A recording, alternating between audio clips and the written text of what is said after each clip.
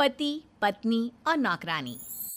शीतल और अभिमन्यु की शादी को 5 साल हो चुके थे, लेकिन अभी तक उनका कोई बच्चा नहीं हुआ था।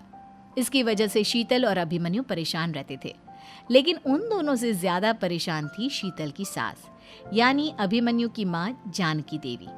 जानकी देवी चाहती थी कि जल्दी से जल्दी उनकी गोद में पोता या पोती आ जाए, और इसीलिए वो अपनी बहू शीतल को लेकर एक दिन हॉस्पिटल पहुंची। डॉक्टर मैडम, जरा ठीक से चेक करके बताइए ना।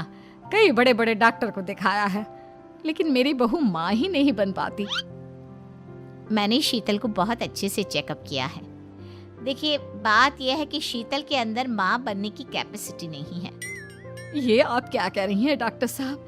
कोई तो इलाज होगा ना, कोई दवाई दे दीजिए। देखिए, कुछ प्रॉब्लम ऐसी होती है जिनका कोई ट्रीटमेंट नहीं होता। आई एम सॉरी टू से, लेकिन शीतल कभी माँ नहीं बन सकती, क्योंकि उसके यूट्रस में अंदर से ही कुछ प्रॉब्लम है। घर आने के बाद क्या हुआ माँ? कहाँ लेकर गई थी आप शीतल को?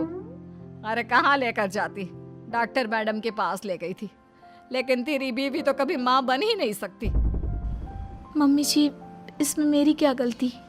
अगर अंदर से कोई प्रॉब्लम है तो उसमें मैं भी कुछ नहीं कर सकती। जानती हूँ, ये बात डॉक्टर के मुंह से सुन चुकी हूँ।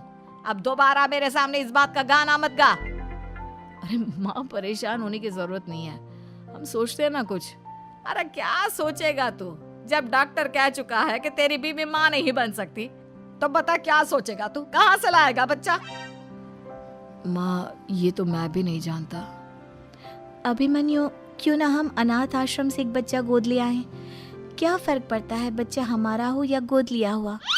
आई बड़ी बातें बनाने वाली। क्या फर्क पड़ता है? अरे क्यों फर्क नहीं पड़ता? मुझे इस वंश को आगे बढ़ाने के लिए मेरे बेटे का खून चाहिए, किसी दूसरे का नहीं।